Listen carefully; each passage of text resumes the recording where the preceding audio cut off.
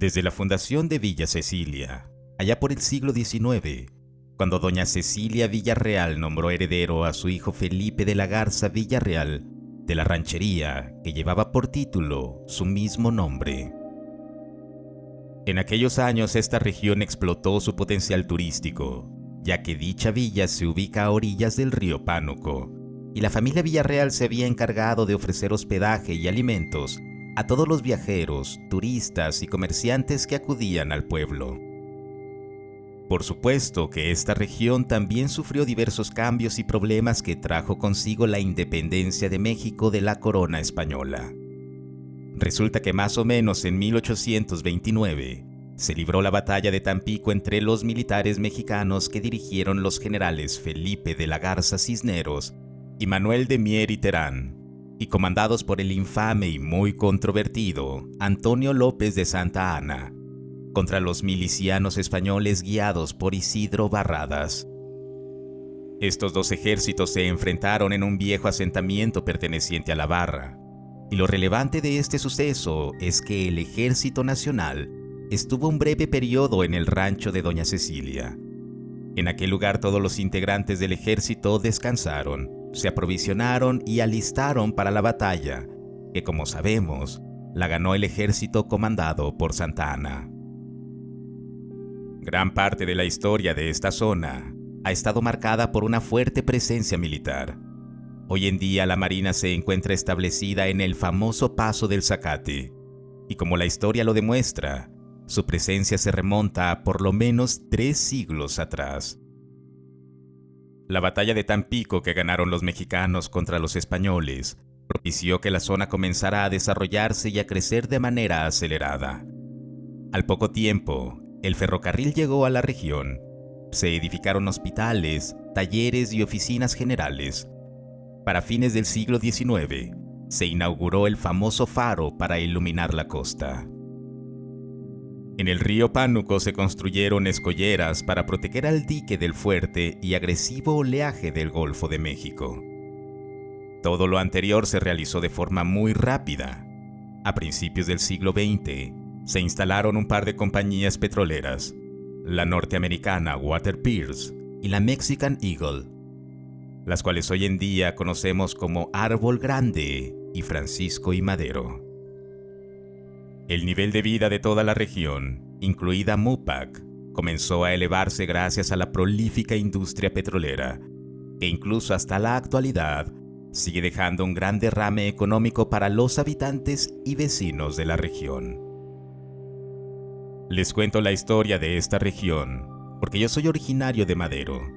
Mi familia es originaria de Orizaba, Veracruz, pero mi padre emigró a Ciudad Madero cuando comenzaron a tener problemas por la herencia de mis abuelos. Al parecer, sus hermanos arreglaron todo para que mi padre no obtuviera nada de las tierras y propiedades que mi abuelo había designado. Así que sin pensarlo mucho migró a Tamaulipas, ya que había escuchado que el turismo y la industria petrolera eran muy rentables. En aquel entonces él no habría sido mayor a los 21 años, y como mi abuela había fallecido un año antes que el abuelo, tampoco tenía mucho que perder. Se asentó en Madero, comenzó trabajando en restaurantes y hoteles, ya que no pedían gran capacitación, y mi padre sabía leer y escribir, ya que había estudiado hasta la preparatoria en Orizaba, lo que le permitió entrar a trabajar en la industria petrolera cuando comenzaron a contratar personal operativo de forma masiva. Fue muy afortunado, ya que hoy en día es muy difícil entrar al sector si no tienes una palanca dentro que te eche la mano. Pero en aquellos años, era común casarse con uno de los primeros empleos. Aquí conoció a mi madre, se enamoraron, casaron y me tuvieron a mí. Desde que tengo memoria hemos vivido cerca del Paso del Zacate, por lo que desde niño solía encontrarme con marinos en las calles haciendo su vida cotidiana. Ya saben, comprando, caminando o saliendo con sus familias. Muchos de mis compañeros y amigos de la primaria eran hijos de marinos. La mayoría de los jóvenes tenían 2 destinos principalmente: alistarse en la marina o llenar la vacante de algún pariente dentro de alguna refinería. Todos querían que yo siguiera los pasos de mi padre, pues él había hecho muchos contactos con el sindicato, administrativos y demás personas involucradas en el petróleo, por lo que ingresar y ascender sería relativamente sencillo si decidía seguir los pasos de él. Pero no fue así. El mar, la brisa, las olas me llamaban. Muy seguramente, de haber tomado la oferta de mi papá, habría terminado en una oficina firmando papeles, enviando mails y respondiendo llamadas prácticamente hasta que pudiera pensionarme o me jubilara. El dinero siempre habría estado en mi cuenta y no creo que hubiese pasado por grandes dificultades, pero internamente sentí un poco de repulsión por el nepotismo imperante en las vidas y mentalidad de mis amigos y compañeros de clase. La mayoría ni siquiera se esforzaba por cumplir con su papel como estudiantes. Hacían lo mínimo y a veces ni eso, ya que aprobar las materias era lo único que les preocupaba para conseguir la documentación necesaria y pudieran ocupar un cargo dentro de la fructífera industria petrolera que sus padres o parientes les heredarían. Yo y unos cuantos más pensábamos que no había mayor mérito que crecer y desarrollarse por nuestra propia cuenta. No era muy bueno en la mayoría de las asignaturas, pero la historia siempre me gustó. Y cuando se me cruzó por la cabeza aplicar para la Marina, todos mis esfuerzos se centraron en acondicionar mi cuerpo para pasar los estrictos exámenes de selección a los que eran sometidos la mayoría de los aspirantes. Al principio, como cualquier decisión contraria a la de nuestros padres, hubo fricciones, discusiones y descalificaciones principalmente por parte de mi padre, quien al parecer ya había planificado toda mi vida. A final de cuentas, nadie pudo detenerme. Me preparé lo más que pude. Me presenté a las pruebas y afortunadamente logré ingresar. Me volví cabo después de todo el proceso de adiestramiento, el cual realmente es muy exigente. He escuchado que los militares tienden a ser demasiado quisquillosos y cuadrados, pero creo que no conocen a los marinos. El trato y actuar con los superiores tiene que ser perfecto. Las faltas y errores cuestan bastante, y sí o sí te ves obligado a alinearte a los superiores, ya que tienen cero tolerancia a la insubordinación. Recuerdo que antes de ingresar a la Marina, muchos conocidos, familiares y amigos me decían que si me había enlistado por los aliens, los ovnis o los OSNIs. Y es que hay una leyenda urbana, o no sé cómo llamarla actualmente. El caso es que, ahí por los 60s, muchas personas, marinos y militares de alto rango, aseguran haber vivido y presenciado avistamientos alienígenas en Amopac, una ciudad de Tampico, rodeada por escolleras y playa y cerca de la plataforma petrolera Arenque. Por supuesto que cuando era más joven, esas historias se contaban en las escuelas.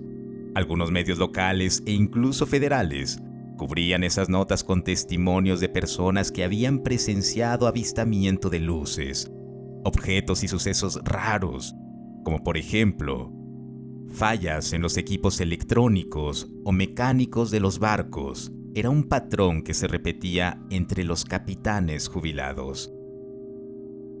Cuando niño, estas historias hacían volar mi imaginación, pero conforme fui creciendo, dejaron de parecerme tan fascinantes, pero siempre estuvieron guardadas en mis memorias. Y bueno, muchas personas interesadas recalcitraban mi curiosidad. Durante mis primeros años como cabo se escuchaban algunas historias de otros reclutas. Los marineros de mayor rango solían reírse de estas historias. Argumentaban que se trataban de engañabobos y que solo los tontos y los obstinados creían esos cuentos.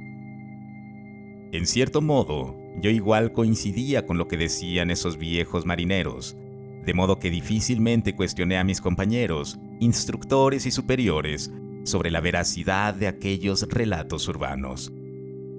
Y es que tampoco es que un recién llegado e inexperto tenga mucho acceso a la información que se manejan en las altas cúpulas. Durante gran parte de mi estadía en la Marina, bastaba con que el superior a cargo supiese los detalles de la misión o encomienda a realizar por el resto de la tripulación. Rara vez nos enterábamos al 100% sobre todos los pormenores de lo que nos fue asignado. Durante mi formación, estuve enfocado en sistemas de comunicación e información, ya que encontraba fascinante el mundo de la tecnología y me generaba cierta sensación de adrenalina poder ser parte del equipo que hacía posible la comunicación. Conforme fui aprendiendo y especializándome, tuve acceso a información privilegiada. Les sorprenderá saber que la Marina y en general las Fuerzas Armadas invierten muy poco dinero en ciberseguridad. Nos encontramos muy atrasados respecto a los vecinos del norte, quienes suelen llevar la batuta en este campo, al igual que los ingleses, los rusos y recientemente los chinos. O al menos eso habría sido durante gran parte del siglo XX, pues casi al final de este, comenzaron a realizar fuertes inversiones en este rubro para algunos departamentos. No todos fueron priorizados, lo cual no llegué a comprender del todo en su momento, hasta que presencié aquel suceso. En los años 70, un hombre misterioso llegó a la ciudad. Tenía rasgos extranjeros como muchos otros turistas que visitan estas tierras. Este hombre estuvo un par de días por Madero y, según cuentan los locatarios, contaba que había sido contactado por extraterrestres en alguna misión que había tenido en Nuevo México. Y estos le habían indicado que habían instalado una ciudad submarina en las costas de Miramar y su visita era motivada por aquella revelación, ya que tenía planeado volver a contactar con aquellos seres.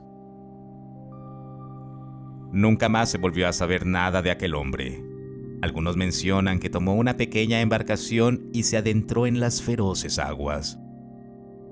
En esa misma década, un controlador de vuelo llamado José Castillo reportó que durante un día rutinario en su torre de control, alrededor de las 8:45, presenció a una flotilla de ovnis que se desplazaban a gran velocidad y realizaban movimientos que una aeronave difícilmente podría realizar. José no fue el único. Cientos de personas comentaron haber visto luces extrañas surcando los cielos de suroeste a noroeste, por toda la región, las cuales fueron captadas por José, quien agregó que lucían un color verde intermitente, pero que no fue capaz de identificar a aquellos objetos. Algo similar contó un trabajador de la refinería, quien sostuvo que llevaba alrededor de 3 meses viendo aquellas luces en el cielo, que también habían reportado el resto de los pobladores. Él agregó que estas luces solían apagarse y encenderse, pero que se sumergían dentro del mar a cientos de kilómetros de las costas de Miramar.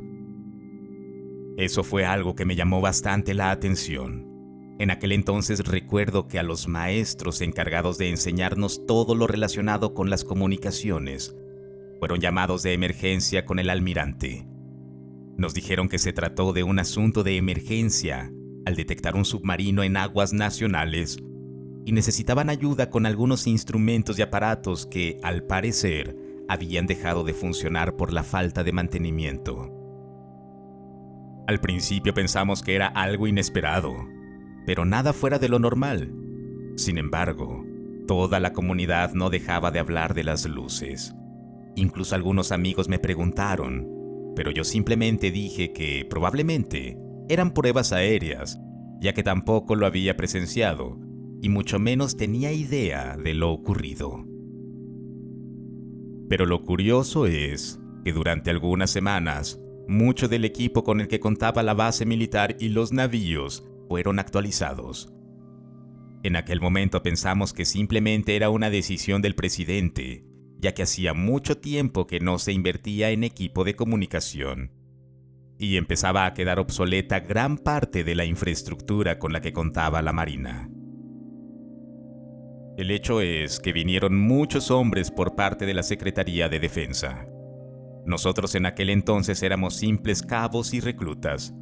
No teníamos acceso a las reuniones de alto nivel que se celebraron en aquellos años.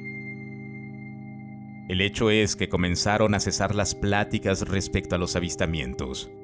Comenzaron a desacreditar a muchos de los testigos visuales que habían presenciado aquellas luces que surcaron los cielos y se perdieron en la profundidad de las aguas.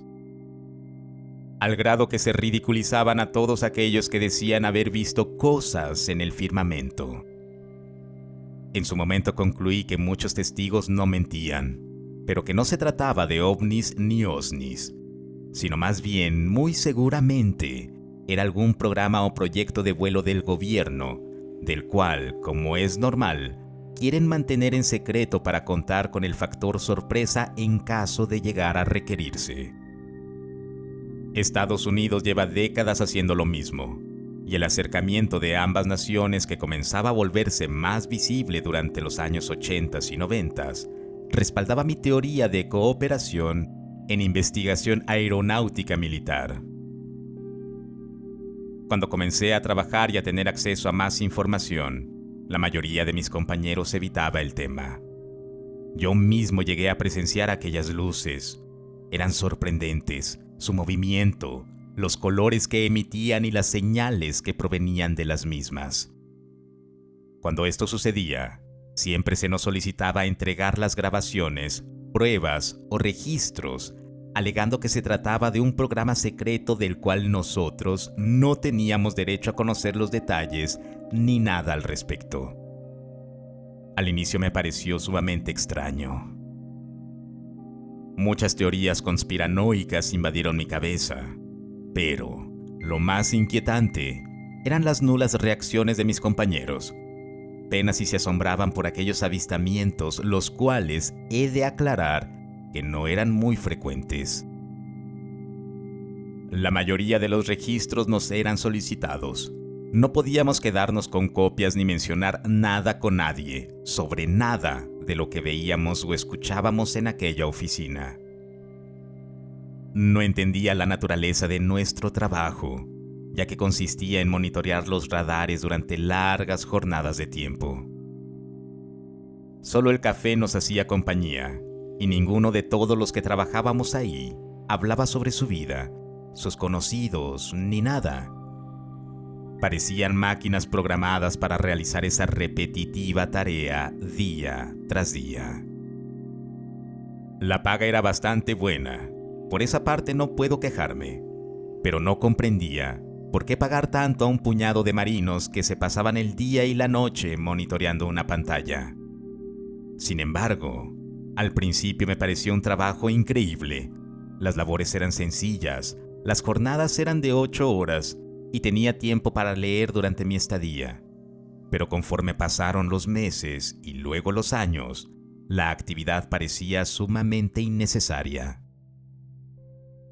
Al grado de que llegué a pensar que era una forma de blanquear dinero por los recientes escándalos mediáticos que habían tenido los militares con los cárteles del país y su colusión en actividades ilícitas. Quizá esta relación entre ejército y narcotraficantes también había infectado a la Marina. Durante varios años, los avistamientos y noticias dejaron de aparecer en medios locales y nacionales, aunque paradójicamente comenzaron a llegar personas interesadas en estos temas. Supuestamente venían a investigar estos avistamientos. Los pobladores comenzaron a explotar esta atracción. No sé dónde surgió el rumor de que la existencia de una base submarina en Miramar, de origen alienígena, era la responsable de que durante décadas los huracanes no tocaran costas tan pequeñas ni tamaulipenses. Muchos aseguraban que esta protección era gracias a la presencia de esos seres extraterrestres, quienes se habían establecido en aquellas aguas del Golfo de México. Nadie podía dar una explicación sobre por qué brindarían protección precisamente a aquel lugar. Pero era un gancho para atraer a miles de curiosos a estas tierras, y también cuentos para aterrorizar a los niños o crédulos. Sin embargo, mi percepción sobre este asunto cambió drásticamente aquella noche de septiembre. El día había estado bastante lluvioso. El aire azotaba con fuerza a la costa. Muchos pescadores no salieron a trabajar aquel día, ya que el mar lucía embravecido y golpeaba salvajemente a los navíos que se encontraban en el mar.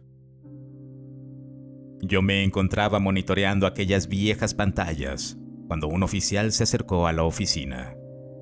Preguntó por mí en un tono muy enérgico, a lo que yo simplemente me puse de pie. Saludé y me cuadré frente al oficial. Este me dijo que le acompañara ya que tenía un trabajo para mí.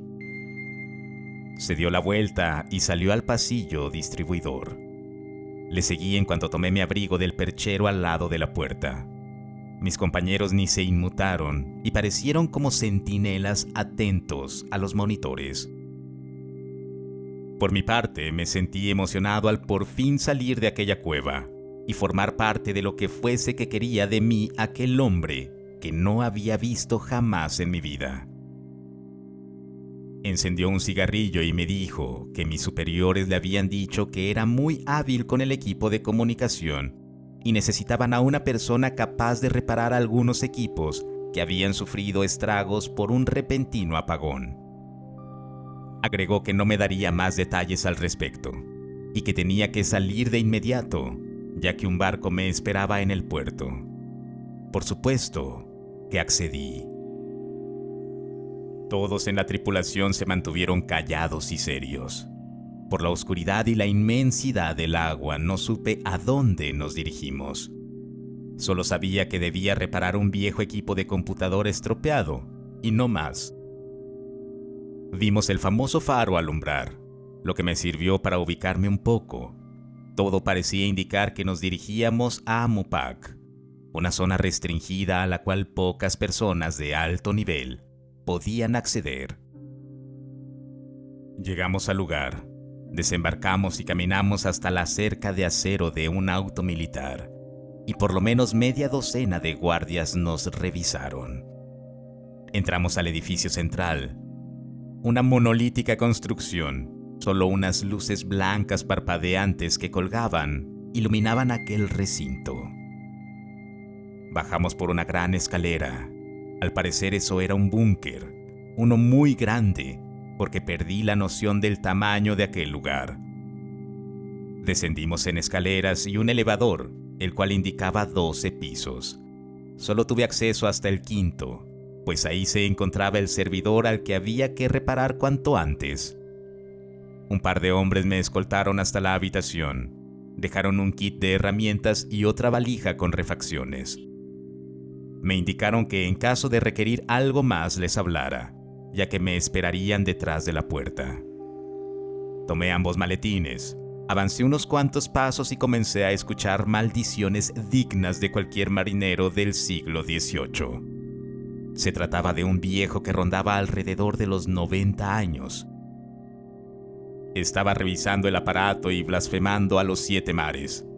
Me acerqué, me identifiqué y le expliqué el motivo de mi presencia. Volteó a verme de reojo, escupió al piso y me murmuró entre dientes que no necesitaba la ayuda de un novato que solo entendía de equipo digital. Aquel aparato era analógico, el almacenamiento eran cintas magnéticas y al parecer una bobina y otros componentes se habían estropeado. El viejo comenzó a quitar las piezas dañadas y me dijo que le pasara las refacciones. Nunca había visto una máquina así. Tenía por lo menos unos 20 o 30 años de antigüedad, pero por alguna razón, la Marina necesitaba que aquella reliquia siguiera funcionando. No sé cuánto tiempo habremos estado ahí. El viejo comenzó a vacilar diciendo que había visto cosas de las cuales nadie se imaginaba. Conocía muchos secretos, proyectos y asuntos muy importantes. Al parecer, y pese a su edad, la Marina había preferido que se muriera o pudriera en aquella oficina a dejarlo ir. Al parecer se quedaba en una habitación en aquel búnker. Imaginé que nunca tuvo familia, pues había servido al país prácticamente toda su vida. Me dijo que había visto algunas cosas raras surcando el cielo. Asentí con la cabeza y respondió con una gran carcajada, sacando una botella de su chaqueta y le dio un trago. Al parecer ese viejo no solo era un maestro de las máquinas análogas, sino también un alcohólico. Me comentó que aquellas cosas no solo volaban, sino que también podían sumergirse a gran profundidad, que en alguna noche se había escabullido y visto cómo lo habían hecho y cómo la marina se encargaba de resguardar el secreto a voces. Me dijo que había visto cuerpos muy extraños siendo trasladados a distintos centros de investigación del búnker y que en los niveles más bajos se encontraban grandes secretos que, de ser revelados, el mundo se volvería loco. Pensé que se trataban de cuentos de un anciano, al que ni la muerte se toma la molestia de reclamar. Continué trabajando en aquel aparato. Después de unas cuantas horas de trabajo, terminamos. Arrancamos la fuente de poder. El anciano cambió la cinta magnética con una gran destreza y se puso en marcha nuevamente la maquinaria.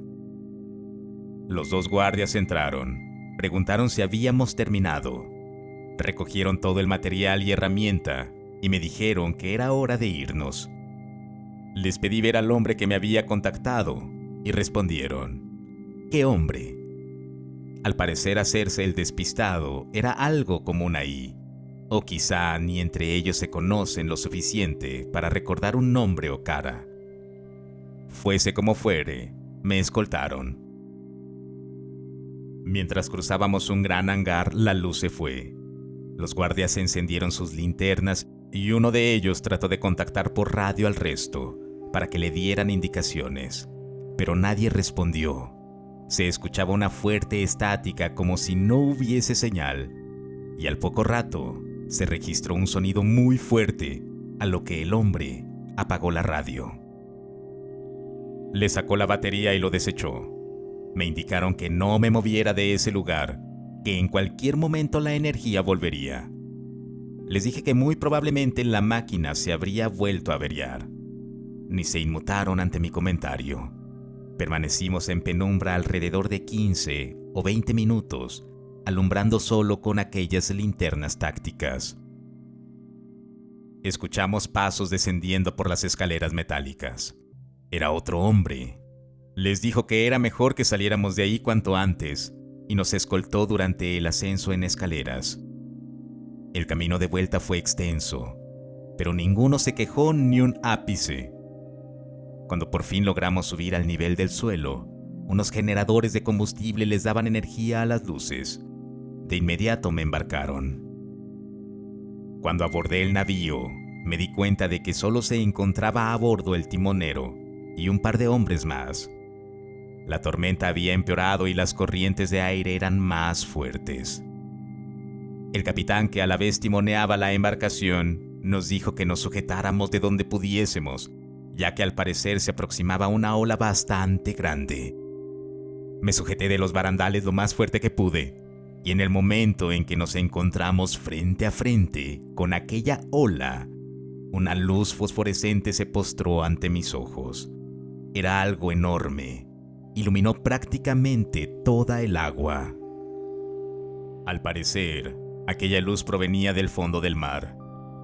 Pensé que se trataría de un submarino, pero ninguno conocido asciende a tanta velocidad, ni mucho menos lo hace en medio de la nada. Solo sé que algo masivo emergió de las oscuras profundidades del océano, y de inmediato rompió la fuerza ejercida por el agua, y a una gran velocidad se elevó a la estratosfera.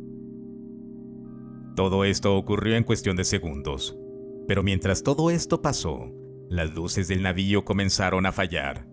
Los tacómetros se volvieron locos, la radio perdió señal y las náuseas causadas por el movimiento de la embarcación se volvieron más fuertes. Las arcadas se volvieron incontenibles y el resto de los pasajeros vomitaron en la cubierta. Algunos se soltaron y cayeron por la borda al embravecido mar. Yo solo pude vislumbrar aquel espectáculo que se estaba volviendo en una gran tragedia. Caímos junto con el agua cuando aquel objeto se elevó por los cielos. Era algo gigantesco, enorme, metálico y con formas muy extrañas que ni las principales potencias militares habían podido desarrollar en ese momento. Apenas si emitía sonido y se propulsaba por alguna energía que no conocía y que incluso a la fecha no se ha visto en ningún vehículo.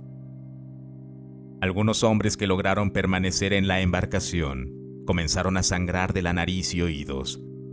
Yo desfallecí después del impacto que generó la ola que surcábamos. No tengo idea qué pasó después. No sé qué pasó con aquella tripulación. Me dijeron que me había golpeado la cabeza durante el trayecto y todos se hicieron los locos con aquel suceso. No encontré registros del barco en ningún lado, y mucho menos de los tripulantes.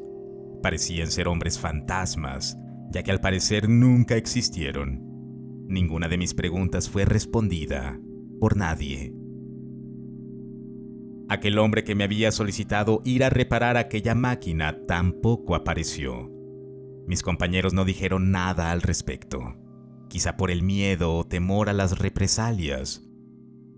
Estuve trabajando un par de años más, hasta que me informaron que era hora de retirarme y que ellos se encargarían de cubrir mis honorarios hasta que muriera. Esos últimos años trabajando en aquel viejo departamento, no volví a captar ninguna señal extraña. Los buscaba obsesivamente, pero no volvieron a figurar nunca más. En una ocasión, comencé a tener problemas de salud. Acudí a la clínica y me informaron que tenía cáncer en etapa terminal. Mis órganos estaban deshechos y había poco que hacer por mí. Llevé una vida saludable, pero muy probablemente adquirí este cáncer tan agresivo durante el suceso de aquella noche, donde presencié la existencia de los guardianes de Madero. Sé que mi historia suena increíble, pero soy un hombre moribundo. A mí ya no me queda nada más que perder. Es tu decisión creer mi historia. Si el video te gustó, no olvides suscribirte y compartirlo. Hasta el próximo relato.